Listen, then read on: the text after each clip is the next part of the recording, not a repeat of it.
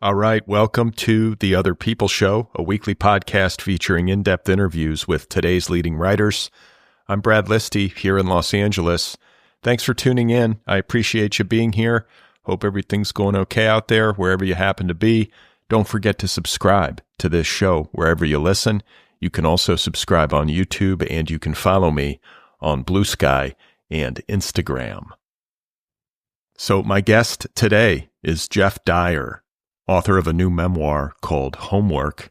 It is available from Farrar, Straus, and Giroux, and it is a book about Geoff's working-class upbringing in the post-war Britain of the 1960s and 70s. It is a book about class and family and social mobility and a period of British history in which labor unions and workers' rights and public education and the larger welfare state allowed for a kind of respectable working class existence, the kind of existence that has sadly become, both in Britain and the United States, largely a thing of the past. I had an excellent conversation with Geoff Dyer. I'm very happy to welcome him onto this program for the first time, and you will hear us talking in just a moment. A quick reminder about my weekly email newsletter. I would love it if you would subscribe over at bradlisti.substack.com. I will keep you posted on the latest episodes of the show each week, and I also share a list of links to things that I've been reading and finding interesting. So it's pretty simple, once a week, and you can sign up over at bradlisti.substack.com. I also want to give you an update on my new company. It is called Deep Dive, and it specializes in the creation of long-form educational audio. Deep Dive will be launching soon, in the next month or so, give or take. And the debut course from Deep Dive is called How to Write a Novel. How to Write a Novel features more than 50 hours of insight and instruction from dozens of today's leading writers. There's never been a writing course quite like this one. Some of the instructors include Emily St. John Mandel, Melissa Broder, Vivi Ganeshananthan, Steve Almond, Antoine Wilson, Madeline Lucas, Hannah Pittard, Lynn Steger-Strong, Wahini Vara, Purachista Hakpour, Matt Bell, Matthew Salasis, Deb Olin Unferth, Stephen Graham Jones. It's an all-star lineup, and I'm very proud of it, and I can't wait to share it with you. So if you want to know more, and if you want to join the wait list, you can go to the Deep Dive website, www.deepdive.audio, and you can follow Deep Dive on Blue Sky and Instagram. And of course, I will keep you posted here on this program as we get closer to launch. All right, so my guest, once again, is Geoff Dyer. His new memoir is called Homework, available from Farrar, Straus, and Giroux. Geoff Dyer is the award-winning author of many books, including The Last Days of Roger Federer, Out of Sheer Rage, Yoga for People Who Can't Be Bothered to Do It, and the essay collection, otherwise known as The Human Condition, which received the National Book Critics Circle Award for Criticism. Geoff Dyer is a fellow of the Royal Society of Literature and a member of the American Academy of Arts and Sciences. He lived in Los Angeles for a number of years, but has recently returned to Britain and now lives in London. I am so happy to welcome Geoff Dyer onto this program and to add his name to the archive. It feels overdue, and I'm excited to share our conversation with you right now. So here I am with Geoff Dyer, and his new memoir, once again, is called Homework. The book went through many possible titles. At one point, I was considered calling it The Boy Out of Cheltenham, a Legend, for reasons that I can explain later. And then, the next serious contender for a title was A Happening. And the reason for that is because practically the last page of the book, in fact, it is the last page of the book, is there are two quotations. One from Conrad and one from E.P. Thompson, from his essay, The Peculiarities of the English. And it's a famous definition of what class is from E.P. Thompson, made famous partly because, as well as this passage occurring in his essay, The Peculiarities of the English, he then reprints that essay as a sort of epilogue or a postscript to his, canonical book, The Making of the English Working Class. So it's a way, I like the idea of calling it a happening, to explain really that this is what the book is ultimately about. It's my story, but the bigger subject is class, which is of course such a all-embracing thing in British life.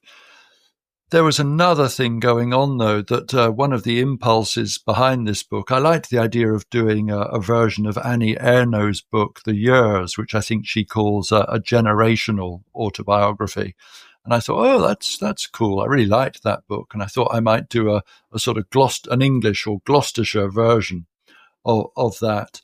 And that was fine. That impulse, in a way, faded.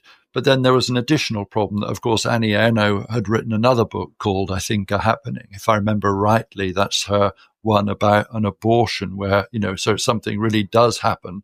And increasingly, I came to think that in a book like mine, where nothing really dramatic happens, calling it a happening was maybe inappropriate. And then I went through various other possibilities. And then, as can so often be the case with writing, I came up with this kind of thing of homework, and I realized it was absolutely the perfect title, and I shouldn't have wasted all this time going through all the others, because it's about, what goes on. It's a work about what goes on at home.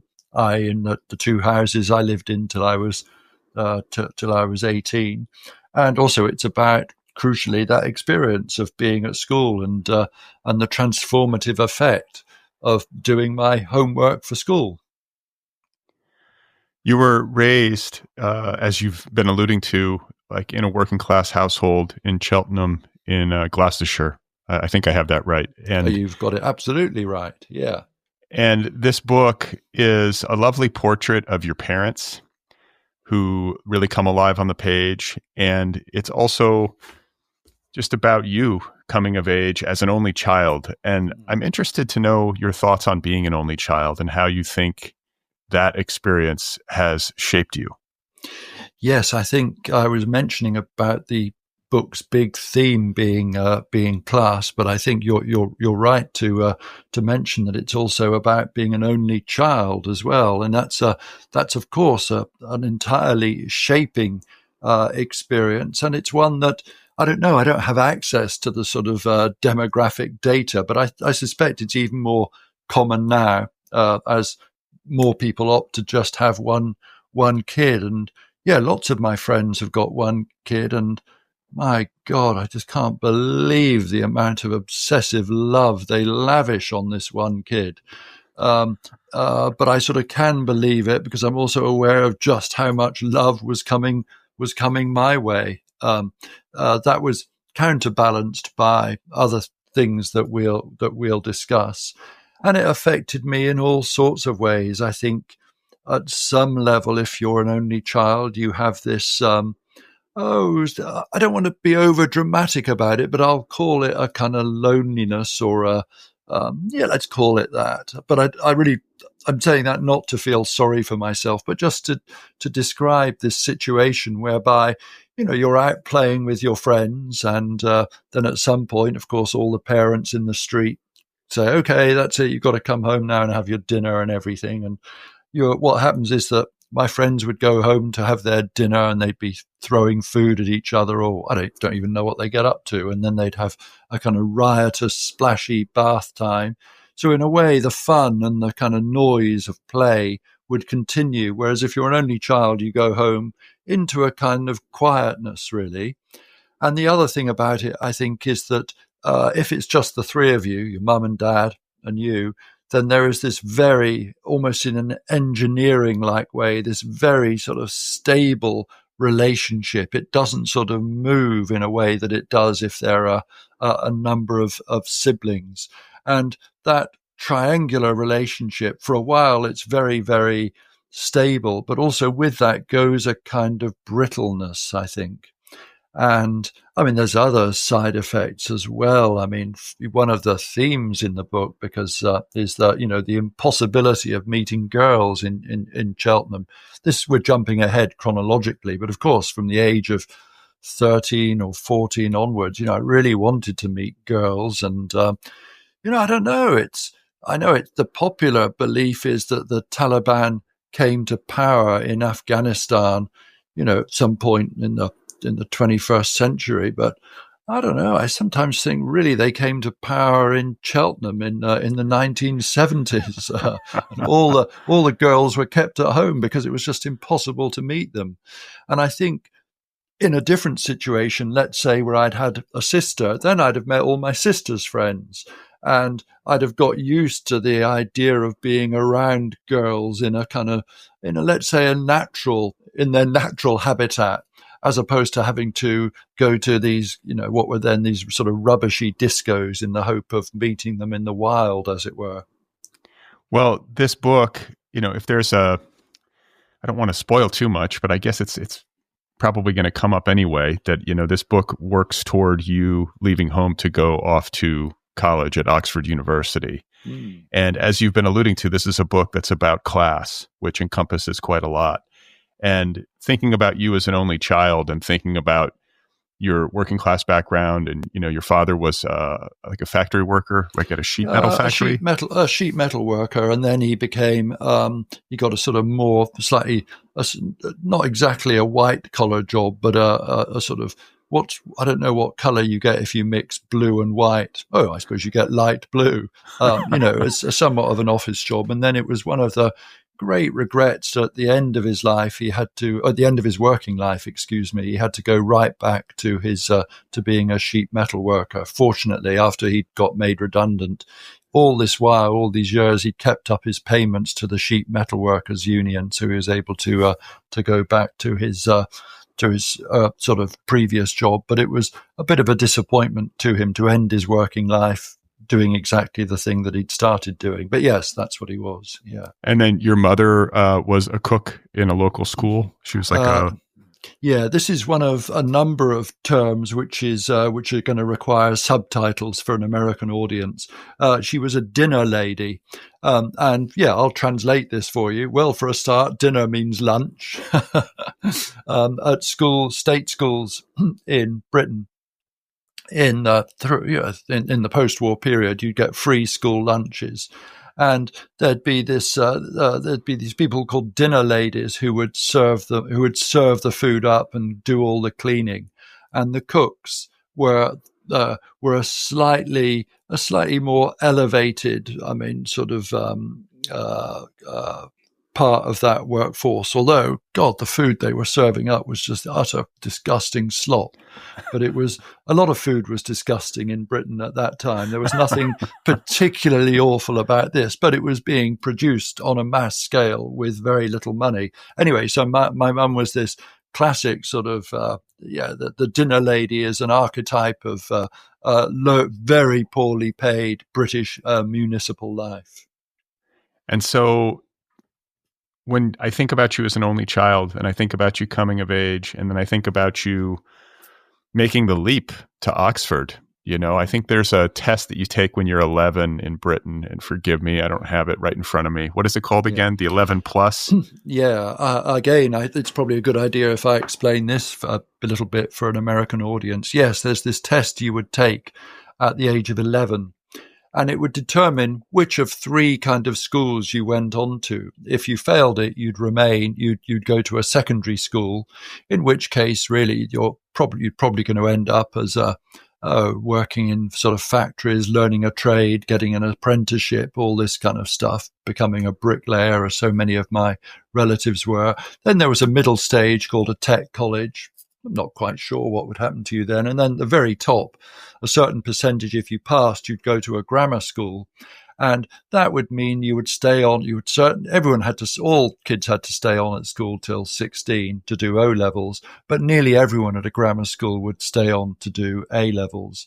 And at a very, very good grammar school such as mine, a very high percentage of people would stay on to go on to university. And my grammar school had a very strong tradition, although I only became aware of this quite well into my sort of time there, of sending people to Oxford. But two things have to be stressed. One, it was the ambition of everyone, and particularly of working class parents, for their kids to get into grammar school. I mean, it was such an important thing. I mean, crucially, all education, state education, was free, but you'd get this fantastic. Your kids would have the parents knew it would be a transformative experience. But the crucial thing, because of course it sounds nice, you pass for the grammar school, and social mobility. It's a good thing. It's a wonderful thing. But the real purpose of the 11 plus wasn't to ferry a few boys and girls like me to Oxford. The real purpose of it was exactly the opposite. It was to ensure a large number of people would fail so that there would be a supply of labour to do quite menial jobs, or semi-skilled, to keep doing the sort of proper work. So that was the purpose of it. And the nice side of it, going to grammar school, that was in a way the flip side of it, really. It was the icing on the cake, but the cake was very much to have a labour force. And of course, it's if we reflect on it for a moment, the injustice of that, the idea that your future life is going to be determined by taking this rather elaborate IQ test at the age of 11. That's very unjust. And it was, in many parts of Britain, it was replaced shortly after the next sort of generation after mine, with a different system whereby everyone would go to a comprehensive school. So my wife, who's 10 years younger than me, she went to a comprehensive school. That is to say, the 3-tier thing was abolished, and you get this level playing field. Except for a little while after that, of course, it stopped. It was never entirely level, because, and here's another bit of possible linguistic confusion between America and Britain, because the tier of the population that would have made a comprehensive school genuinely comprehensive was siphoned off by parents paying to send their kids, and here's the confusion, paying for their kids to go to what we call public schools, but which you, of course, call private schools. Wow. And I mean, this is like, I don't understand. I mean, I say this as an American every bit as much as I do, in response to what you just said, but like, why is school so hard? Shouldn't this be something we can figure out? I feel like the school system in America is like just so needlessly complicated. I say this as a parent, but yeah. Well, it's funny because the school system in America is so incredibly unjust, and it's a funny thing though. I mean, these are big cultural differences, so it's quite normal in Britain. I use the word public school. God, there are times when I was talking, I've always used the word public school pejoratively. And then in America, I think, oh my God, people are thinking I'm being rude about state schools, but it's because of the whole sort of class antagonism in this country. It's really, there's a considerable sort of anti-public school, anti-private school thing. And I think that doesn't exist in America. I think in America, it's more that, if you can pay for anything, that's good. It drives me crazy. I think that I'm kind of the mind that there shouldn't even be private schools. Like, right, me too. Of course, yeah. I'm a right old Pol Pot in that regard. Yeah, and it's that time out. It's so I got this. It's crucial to say this. I got this amazing education for free, but it wasn't just the education, of course, because of the election of the Labour government in 1945 and the setting up of the welfare state. Of course, there was the setting up of the National Health Service, all of this stuff, and it's a great advert for this kind of thing, which is so alien to the American way of life, of whereby you pay lots of taxes and you get a lot in return. Yeah. I mean, I think that We could use more of that. Yeah, of course, that's come to an end. I mean, that was it was all of these systems were under an amazing amount of strain by parts of the 60s. And then that era of it really comes to an end with the election of Margaret Thatcher and the application of more of a US model to what was admittedly an ailing economy here in Britain. And now, of course, it's you have to pay to go to university. You leave university with quite a lot of debt. But for someone of my generation, it was just this wonderful, this wonderful time. It was a period. The popular phrase to use of it is the New Jerusalem, which is why the last section of the sort of postscript to the book is called Jerusalem in inverted commas, because I'm referring to the Blake poem and the hymn that was derived from it. So when you took this 11 plus exam at the age of 11, which kind of was determinative in a lot of respects, like how acutely aware were you of the stakes? Yes, I wasn't really. There are so many accounts of kids being so conscious of the importance of it that that caused a kind of caused them to fail because they sort of froze on the day. It's like, tennis players going to a big match and being unable to sort of produce the tennis that they have been producing up until that moment. And I was conscious of something going on, but the school, my junior school, sort of dealt with it in a way that put us at our ease. And it wasn't. So we knew something was going on, but we weren't frozen by it. My parents, of course, were very conscious of it. And then, my mum, who was an incredibly modest, unboastful person, I can remember this so clearly. When we got when we heard I'd passed for the grammar school, she just couldn't stop boasting. And the boasting always took this formula. It said, blah, blah, blah, the postman arrived and there was a buff-coloured envelope. And that was a code that everyone understood, that this buff-coloured envelope was from the sort of from the town council, and it was going to say that I'd passed for the grammar school. So, my parents were very, very conscious of it. What is a buff-colored envelope? What does that mean? It's an envelope that's colored a kind of very, very light brown. Ah, okay. Yeah, a light brown envelope.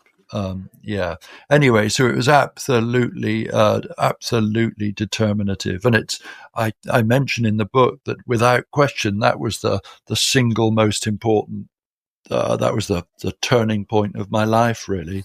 Yeah. I can't imagine being a child and having any kind of clear awareness of the stakes. But as a parent, your child takes this test, and fortunately for you, you scored well and you moved on to grammar school. But I can imagine being a parent wanting so desperately for your child to experience some social mobility and to have greater opportunities. And then the child comes in with a low score on this test, and basically at age 11 that their future is circumscribed. That would be devastating. Yes, and also it might turn out, you might think, oh my God, this is now going to be expensive because we got to send him or her to a private school. But more often, that wasn't even an option. It would mean, okay, you surrender them to the sort of sausage machine of a secondary modern education, and this will give you a sense of how important it is. I won't give his name, but I'm doing this event in Cheltenham at the Literature Festival. It's my triumphant homecoming in October.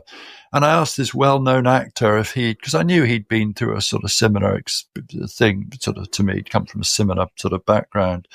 And it turns out he couldn't do it, but he said he would really wanted to, because he said that he could remember, not only could he remember so acutely the shame of failing the 11 plus, but he said in a sense, his shame and the anger that he felt, he said it's never really left him. And this is a very, very successful English actor. You could hardly hope to be a more successful actor than he was, but there he is. He's my age, maybe a tiny bit young. He's certainly in his 60s. So I think that illustrates of just how high the stakes were, really. Are we allowed to know who this actor is? I think I won't. He might not mind this being revealed, but I think just for the sake of, since I haven't asked his permission, we'll leave it at that.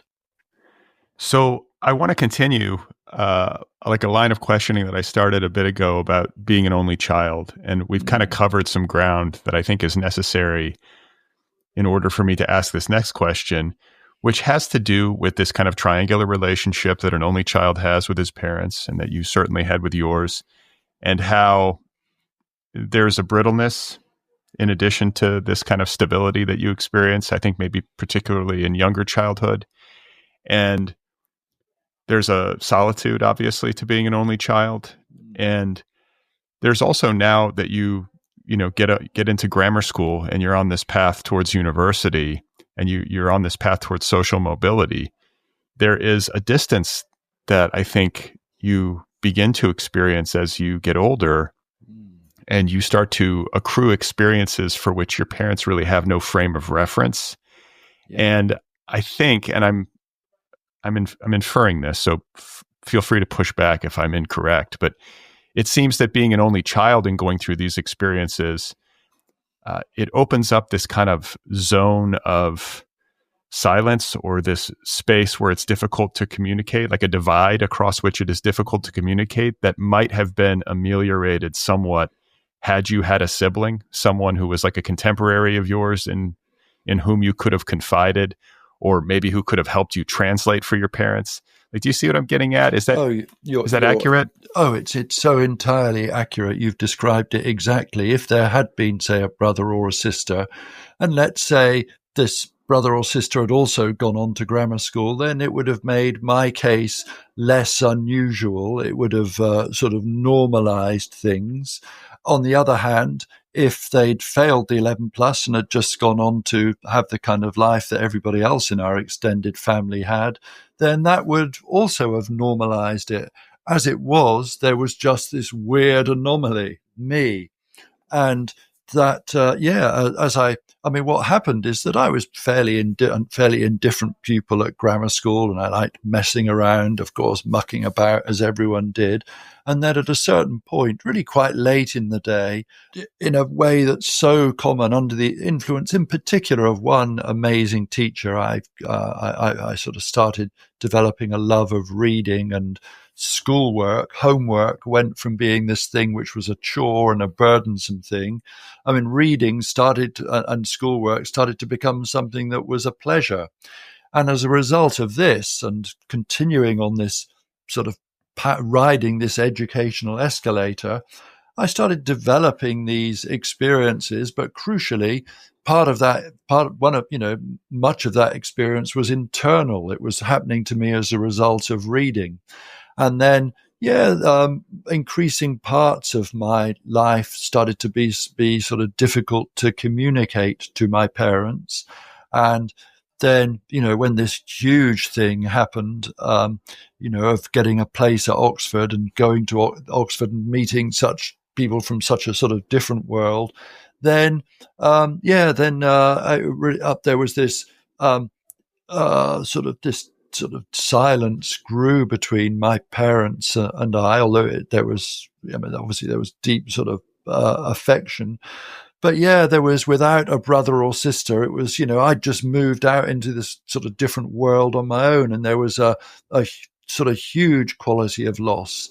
And I mean, I'm really not making excuses for myself. I mean, because nearly everyone from my background who underwent this sort of system, this selection to go to a grammar school and on to university, the book deals very much with my particular experiences, but it turns out that it's a universal, it's a very, very common thing. We're almost a distinctive caste, we grammar school boys and girls who went on to university and to Oxford or Cambridge in particular, because of course these really are, these have been the elite centres of power for, I think, my Oxford college. A couple of years ago, I got invited to this grand dinner celebrating, I think, God, was it its 500th anniversary or something like that. Wow.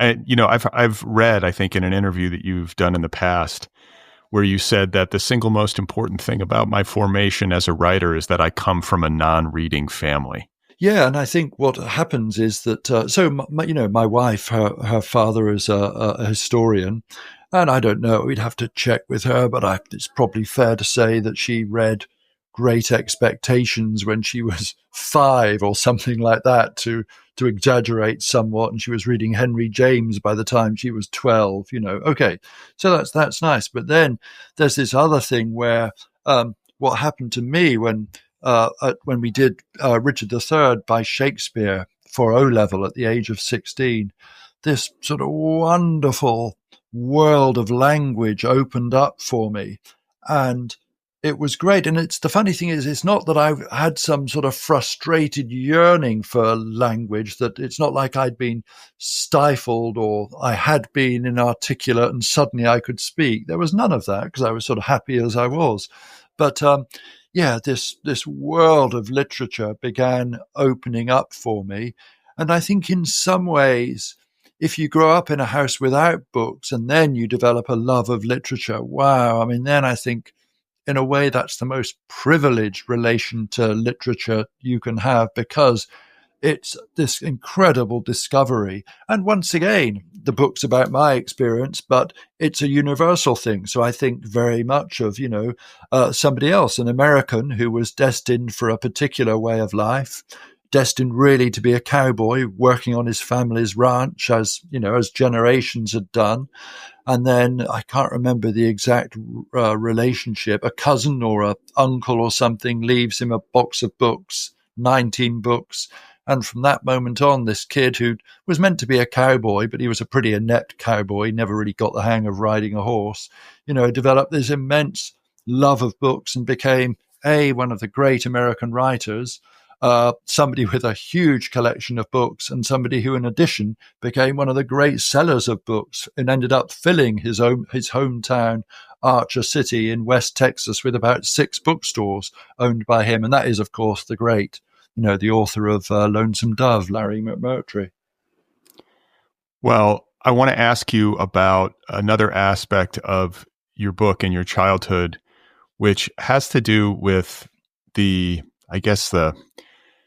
halcyon days, but also maybe the fading of the British welfare state, this kind of post-war period of time in which, you could be a respectable lower middle class working person in Britain.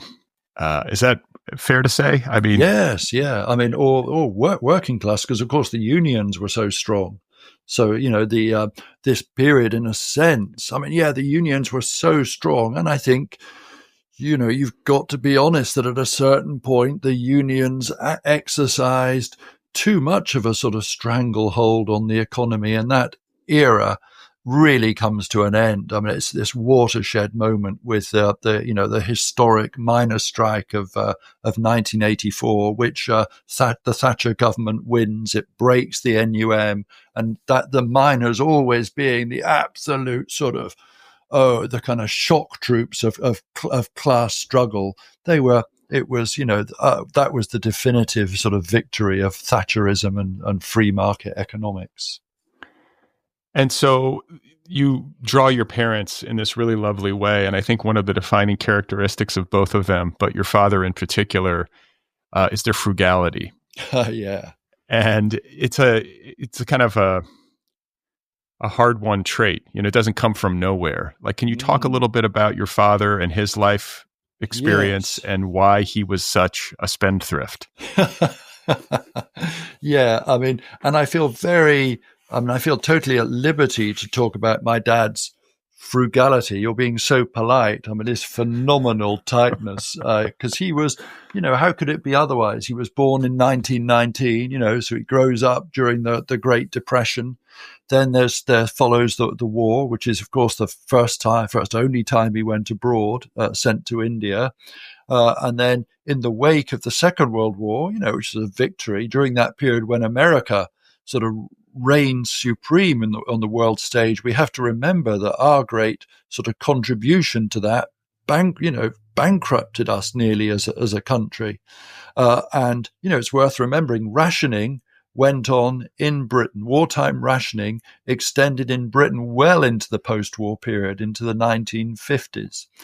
All of this is a way of saying that, of course, my dad was very, very tight with money. But what happened, I think, is that necessary tightness, frugality, which was, in a way, it was nothing. It wasn't so terrible to feel that in the 30s because there wasn't that much to buy anyway. But what happens, I think, and this is one of the sources of tensions in the book, is that frugality of his meets this period of increasing post-war prosperity, which we'll describe as the 1960s, when a lot more stuff is becoming available. And in a way, there's a degree of my dad's frugality, which is a little bit obsolete. And of course, this develops into a kind of generational conflict between him and I, in that, I'm born in 1958. So by the late 60s, even before then, I'm starting to want stuff. And so often we'd be in a shop or something, and I'd say, I wanted something. He'd say, oh, you don't want that. And I'd say, I do. Because I wanted it. But I think he was, in a sense, using this word want in its archaic sense of need. I want this record player or whatever. And his response, you don't want that, you don't need that. And there was loads of stuff, of course, that was becoming on stream in the 60s that, of course, one didn't need, but everybody wanted it. And this produced all sorts of comical episodes. So, for example, I did get, he did shell out for a record player. It wasn't even that expensive. I guess this would have been in it was in the sort of Beatles sort of heyday. So we'd get a record player, buy a few records. That was fine. But then, of course, what he really, every week there'd be a DJ doing the top 20. Every week there'd be a new batch of records that I wanted. And he started to realize that this record player, the thing on which you played record players, wasn't just that. It was also a portal to this world of unending financial expenditure. And so he quickly shut that down. And basically music just he didn't ban music. I keep comparing the situation to the Taliban. He didn't ban music in that way, but he underfunded it to the extent that it withered away until it returned, of course, with irresistible force by the time I'm in my teens in the 1970s, with the great irresistible force of progressive rock. And by then, of course, that little mono record player wasn't enough. I wanted a little stereo as well. But yeah, it was a sort of inbuilt austerity that he had, and nearly everything was a luxury that we could do without. But the crucial thing to say is that we really didn't grow up in poverty. It wasn't some vision of the 1930s of people having to sort of scrounge around for potatoes or sort of dig coal. It was just a sort of, just an austere, frugal way of living. You also write very movingly about your mother, and in particular, like the part about her birthmark. And the way that I think you referred to it kind of marked her as a kind of outcast. And there's a line, I think, where you say this feeling, the opposite of the word we hear so often now of entitlement, was not second nature to her. It was her first nature, part of the larger culture of deference and knowing one's place. So it really was a period of great deference. There's I sort of mentioned at one point how my dad felt so. We had access to doctors, of course, for free, and they were the only sort of middle class professionals we met. And it was funny to see how sort of ill at ease with doctors my dad was, although he was, of course, happy to be a beneficiary of their expertise. And then my mum was very, very so so kind of retiring and deferential and private. And so she worked as a dinner lady. And then at a certain age, she was obliged to retire. And she then worked as a cleaner in this sort of the sort of house of accommodation, the sort of hall of residence, let's call it, for trainee doctors. And during that period, she started to talk much more frequently than she had before about how she would love to have been a seamstress. And this was something, I mean, she was really so good at sewing and making clothes. She made, I never wore a sweater that my mum had not knitted. Nothing particularly unusual about that. I think many of our neighbours, they were every bit as accomplished as knitters as my mum was. But she kept talking about this sort of thwarted desire to have been a seamstress, which in a way is quite a sort of humble occupation. But I became aware as I got older that every time I'd see a tailor working in the window of a dry cleaner's, I'd think, oh, that's what my mum wanted to be.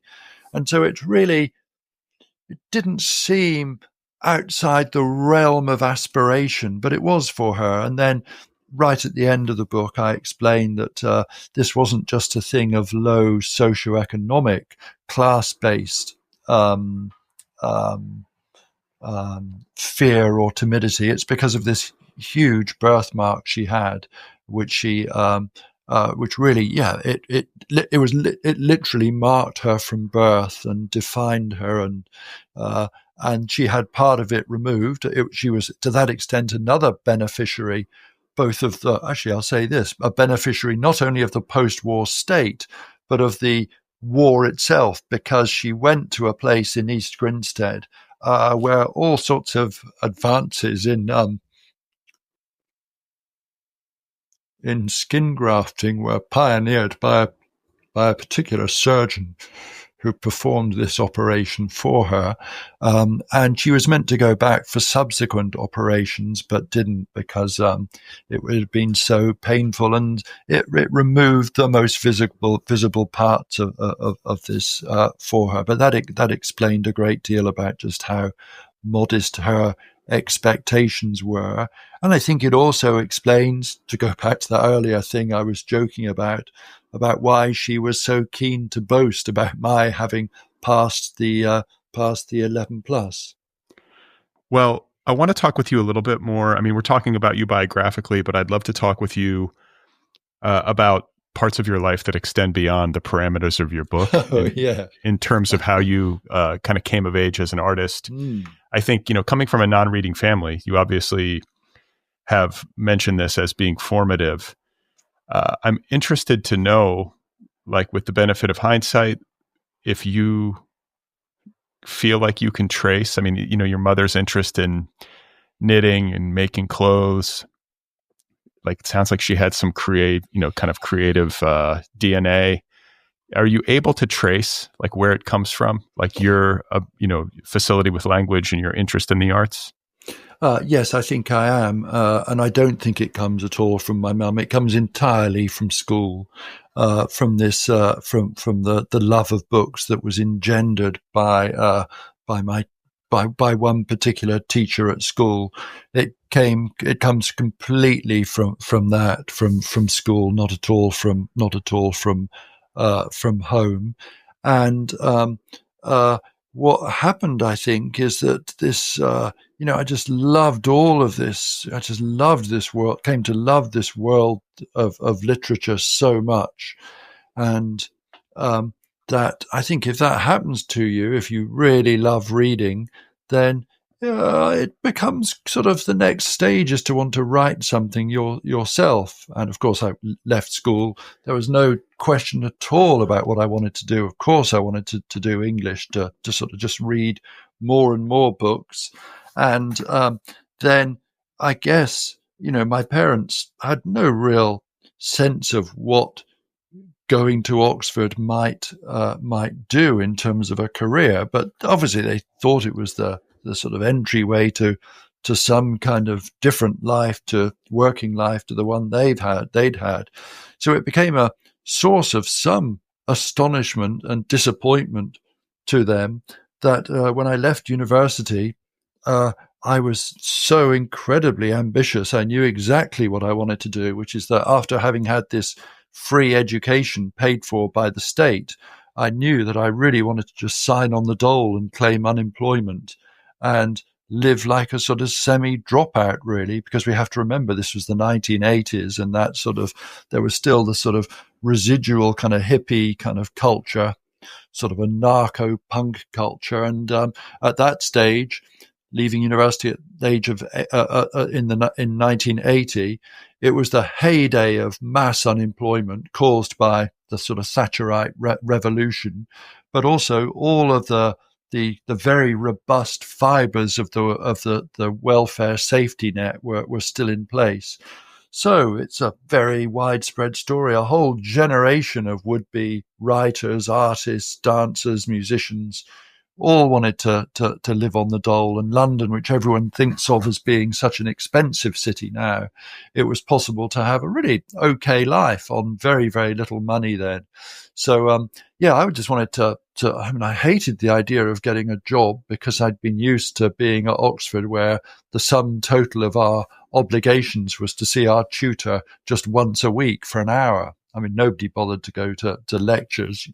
So that's what I wanted to do, just spend my time reading. And what was happening is that whereas at Oxford, the English course had stopped at, I don't know what the most recent stuff we read was, maybe it was Beckett, something like that. But I was becoming more and more up to date with my reading of contemporary books, and also becoming increasingly sort of irritated, actually, when I was reading reviews in papers, because I was thinking, God, I could do as much as this. So to cut a long story short, I started writing some very short book reviews.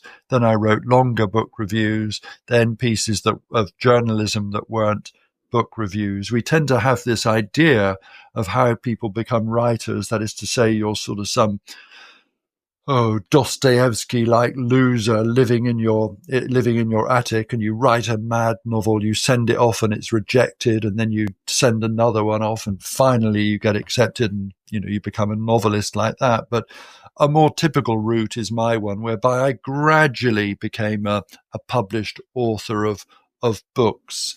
And it all happened gradually, and it grew entirely out of my love of reading books, reviewing them, and then writing my own books. What was your parents' response to all of this?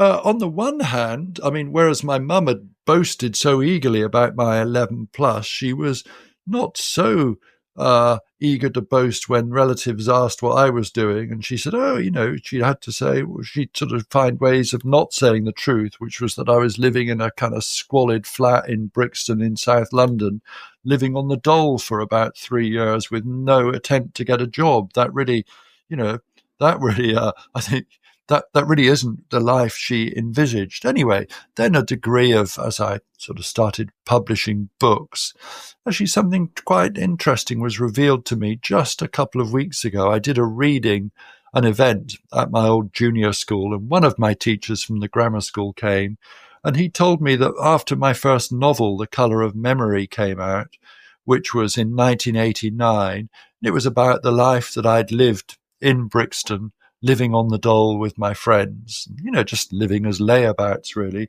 She wrote to him saying, in tones, he said, she just clearly didn't know whether to feel proud because I'd published a book, which she knew was an achievement, or she didn't know whether, but she also felt quite ashamed about this sort of stuff being put into print. Now, I should make clear that compared with some of the stuff that goes on in my subsequent novels, there was nothing particularly shameful in this. But it was I didn't know that. She never told me that she'd written to him. And of course, he wrote back to her to say, well, that's what happens in books, and it's not all true. Some of it's made up, and there's a tradition of this kind of thing. I mean, he didn't quote Henry Miller at her or anything like that, but it was a really quite touching thing. The other thing that happened in this house without books is that books acquired a kind of weird status. So when I came home for my 21st birthday from Oxford, my dad, in a kind of extraordinary sort of fit of generosity paid to have this cake decoratively iced. And he did it in the shape of an open book, a beautiful open book. And down the middle of the book was a marzipan bookmark on which were written the initials of my Oxford College, CCC. So there it was, Corpus Christi College. So there it was, this unreadable but by no means inedible cake, which became a sort of symbol of just this, the book as symbol. And then the fact that the books were unread, and after that first book of mine, I mean, my mum never never attempted to read another one because, God knows what that might contain. The house began, the one particular part of the living room started to fill up with books. They were all by me, different editions, translations, all this sort of stuff. And that assumed the kind of the status of a kind of altar, a weird altar, both to me as a way of sort of proving to people that, oh, he's no longer just this layabout living on the dole in a squalid flat in Brixton. These books, they had this power, this sort of almost alchemical power or totemic power, which would mean that you could earn a living, get paid to travel around the world, just do what you want for 365 days a year, and gain a kind of a belated measure of respectability. And of course, that altar just became bigger and bigger, really. It was an altar to the weird transformative power of these things called books, which had both given me a life, but had also taken me away from my parents. So over the years, you've developed a reputation. There are a couple things I want to read, and I want to have you respond to it. Okay. You've been called, you are among the, quote, among the great uncategorizable prose writers of the past several decades. And you've also been described as a writer whose career has been defined by curiosity and obsession. I'm particularly interested in the ways in which your body of work defies categorization. And I guess like a way to talk about this would be to talk about maybe some of your influences. You obviously have a huge love of books and reading, and that was formative for you as a young person and on your way to Oxford and throughout your college life. I'm just curious to know if you can kind of trace, the variety of your influences and how they might have impacted the creative choices that you've made as a writer. Yes, I think I can. So I did, can't remember how many O-levels I did at the age of 16. Let's say I did 8. And then I went on then I did 3 A-levels and got these sort of top grades in those 3. I think, I can't remember it doesn't matter. I did 3 subjects. Then, of course, I went on to do English at Oxford. And then after that, well, I liked books. And what you do after that? Well, you then go on to a further specialization of a PhD, whereby you manage to find somebody whose work is of so little interest, really, that nobody's wasted time on a PhD studying him or her before. In other words, what's happening is that the educational system is drawing you into this ever-narrowing funnel of increasing specialization. And I really wasn't interested in that. And so when I'd really had enough of university, I had no desire to become an academic. Because I really wasn't deriving there was such a gap between the fun, the enormous fun of reading Dickens, let's say, and then reading the boring books about him. So anyway, having read all this English literature, I was keen having left university, living on the dole, to read the Russians and the French and all this sort of stuff. And during that period, I got interested in more and more stuff, not just fiction and poetry, but politics and theory and history and all sorts of other stuff. And I was becoming interested in art. And crucially, I really started to love this writer called John Berger, hugely influential writer on art, especially in Britain. But also he wrote about so many different subjects, and crucially didn't just write about a wide variety of different things. He did so in a incredibly wide and consistently inventive variety of forms, arriving at a form always that was uniquely appropriate to the subject. And I was so influenced by Berger. And although I liked the idea of being a writer, I was hampered by the way that I didn't have a great sort of capacity to come up with stories and plots. So I was hampered by, if I wanted to become a straight down the line novelist. And then at the same time, being just a critic didn't appeal so much because I found criticism boring. And then here was Berger, who was writing about art in a way that was both creative and original, and it was also critical. It was both a form of commentary, and it was also a form of sort of original composition. And he was the person really that enabled me to become the writer I wanted to be. At the same time I was reading Berger, I was also reading Susan Sontag, who, quite famously claimed that for her, the very definition of being a writer is somebody who's interested in everything. And it's funny, it seems to me that this kind of process whereby your interests, instead of getting narrowed down into an ever more specialized thing, that actually you would be interested in more and more things. And that's why what I've done is, and it's really is a way of not having a career, in that, let's suppose you publish a first book and it's about let's suppose it's about the First World War, some aspect of it, then you would build on that and you would do a book about some other war, and you would have some sort of identifying field of expertise. Or as a novelist, you might, you write a book and it's set in Suffolk or something, and it's about farming people. Then you do another one, and it's sort of obviously by the same person, but this time it's set in Norfolk or something like that. What happened for me is I had so many different interests, and I tended to use each book as a way of really learning about a given subject. And then at that point, having written the book and become somewhat of an authority on this subject, and having learned what I wanted to do about a given subject, I wanted to move on to something else. And what that meant is that with each new book, not only was I beginning anew, but I was also, in a way, leaving behind an audience that had read a certain book because of the subject matter.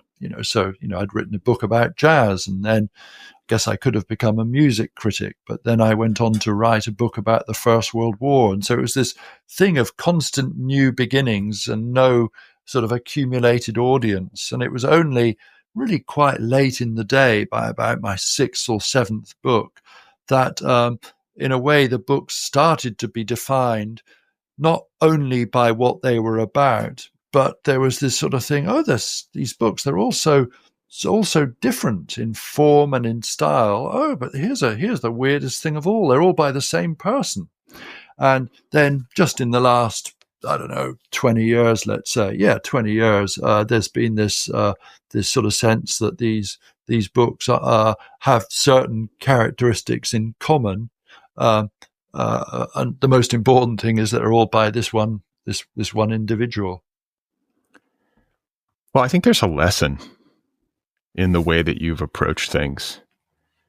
It doesn't seem like you've been writing toward the market in any kind of explicit way. You're not trying to please or predict like where the reading public is headed. You've been pretty resolute, it seems, in following your own obsessions and curiosities and interests, and you've trusted in that. Yes, I have, but I wouldn't want to. I wouldn't want to stand here waving an audio banner of kind of great artistic sort of integrity. It comes back more to this sort of inbuilt only child thing of just deep selfishness in that, who am I writing the books for? Me. And in a weird way, I think what I've had to do is sort of persuade myself that not having a wide readership sort of freed me to do what I want. So, for example, if we think of the film world, there'll be some actor or actress, made all these sort of stupid films, and they often quite often they have a so-called passion project, which once they've achieved a certain degree of bankability, they'll go on to do this. I was just too impatient to do. I just always want. I can't. The idea of doing anything that's not a passion project is anathema to me.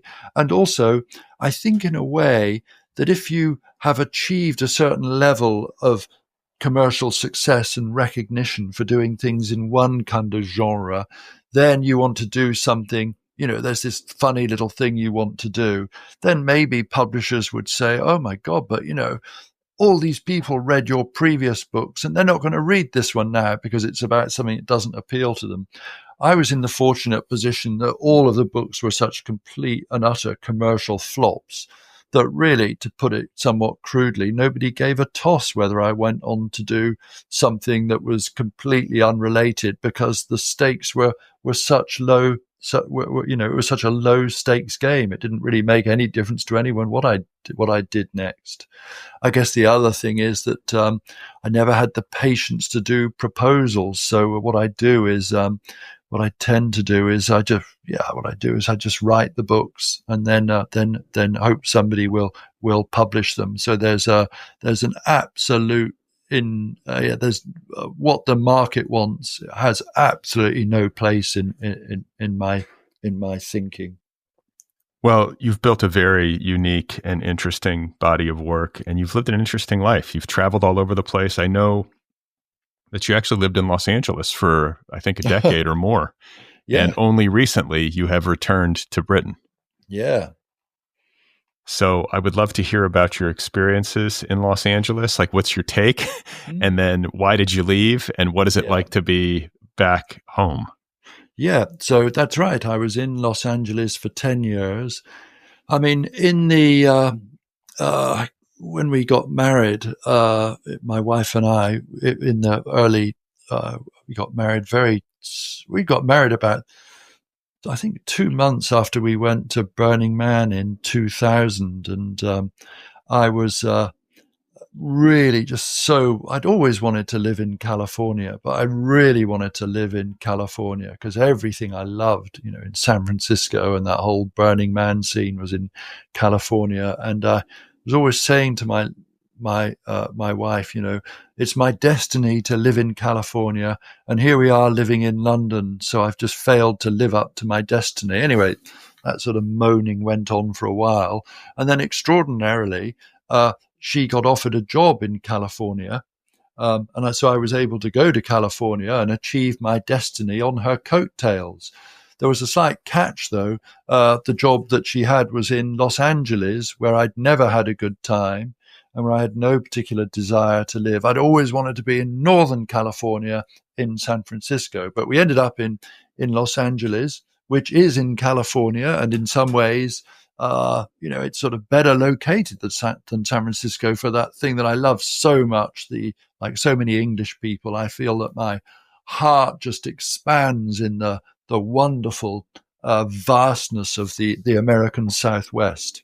Okay, so we moved to Los Angeles, and then something happened which I'd always thought might happen, which is that I got offered this a teaching job, and it was at the University of Southern California, and it was a wonderful teaching job. It was just one semester a year, so it wasn't all consuming. And to cut and that was for 5 years. 5 years seemed quite a long period of time, and it was great because then there would be a reason to be in California. But then, of course, as you get older, time passes at this incredible rate. So those 5 years flashed by in about a month and a half, it felt like. And so I renewed the job for another 5 years. And then that was quite a big chunk of time. And I would be 67 by the time that ended. And I think I could have continued doing that job. But 10 years in Los Angeles was enough. And then, quite apart from the external things, the fires, which were, of course, important, quite apart from that, we found that with the passage of time, with each year, our lives shrank a little bit geographically.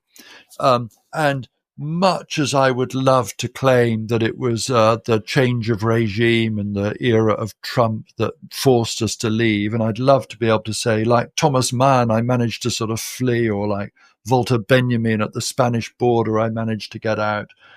But the truth is, actually, I think we'd had enough of living in Los Angeles, partly because I just couldn't. We were never able to adapt to the driving, which increasingly I just found it so incredibly scary and dangerous, and even more than the driving, it was I can see it wasn't the Trump or anything like that. It was the parking that drove me that meant I couldn't stay on in Los Angeles, and the parking would quite often mean that we just didn't even bother going to things. So to move on to London, I promise you, I will never, ever complain about the London tube system again. Here we are back in London. You can just sit on a tube, get anywhere easily, and it makes life so incredibly convenient. And I guess in a way, Los Angeles sort of exemplifies that idea of the car as some sort of vehicle of individual freedom, which is really almost entirely obsolete now, and every city on earth is having to grapple with this thing of, how do we, what do we do to keep the cars at bay, really. Yeah, I couldn't agree more. As somebody who has lived here for 25 years and who likes to ride a bike, I mean, yeah. it's a ridiculous situation, and it doesn't have to be this way. I could go on. I won't, because I've done it so many times. But I'll just say that Los Angeles could be, because of the way that it is situated geographically, the weather, its proximity to the ocean, the mountains. If it were better designed, it could be the greatest city on earth. Oh, I so entirely agree. And it's funny when you read somebody like Eve Babbitt's. I know back in her day, the smog was terrible, but still you've got this incredible kind of thing of, lunch at the Chateau Marmont. Oh, a 15-minute drive to the beach in Santa Monica. Those days are over. Now it's, any kind of journey that's not taking place at 2 a.m. is a source of dread. And the other thing I would say is, the danger of it, it wasn't just us being paranoid. I think in many ways people become habituated to Los Angeles and they stop realizing how dangerous driving is. It seems to me it's got more dangerous since people are sort of stoned the whole time and on their phones. But we were shocked, by the way, if we drive back from somewhere, how frequently there'd just be this flashing blue lights, and then there'd be the sort of backlog of traffic on the freeway, and there it is, a kind of car on its side. Yeah, it happens all the time. And you hear about cyclists just getting mowed down in traffic. And I guess in a big city, just statistically, that stuff is going to happen. But yeah, there are ways to make it safer and better. Well, and I don't know what it would take to retrofit this town with proper public transportation and bike lanes. But I'm a stubborn optimist. It's got to be possible. If we can send somebody to the moon, we can figure out bike lanes. Well, and the Olympics are a good opportunity, because one of the great things that made the London Olympics so fabulous is that they made a decision early on. They're not going to make any provision for people to come to all these different stadia by cars. There's not going to be car parks. The only possible way is going to be on public transport. And this was wonderful. There was one great occasion. I think it was it the one day the American basketball team, their van had failed to arrive. So even they got the tube back home, yeah. Well, I have loved talking with you, and I really appreciate the time. Congratulations on homework. And I always end by asking my guests what they have in the pipeline. Are you working on another book, or are you just celebrating the publication of this one? I'm certainly caught up in the publication of this one at the moment. There is a little thing I'm working on, but I always have this superstitious thing that if I sort of talk about it too much, that will result in my failing to do it. I think it's actually maybe you are unique in this way. Like I could ask you, like, well, what's it about? It's like your body of work is so idiosyncratic that like it's like I could imagine it would be hard to define. But can I just ask, is it a work of nonfiction or fiction? The truth is there are two things on the go. One's a little work of fiction and the other's a little work of nonfiction. How about that as a good bit of fence sitting? There we go. All right. Well, Geoff, I really appreciate it, and I wish you well. Thank you, Brad. It's been lovely speaking with you. All right. There we go. That was Geoff Dyer talking with me about his new memoir, Homework, available from Farrar, Straus, and Giroux. You can find Geoff on the internet at geoffdyer.com. You can also follow him on Instagram.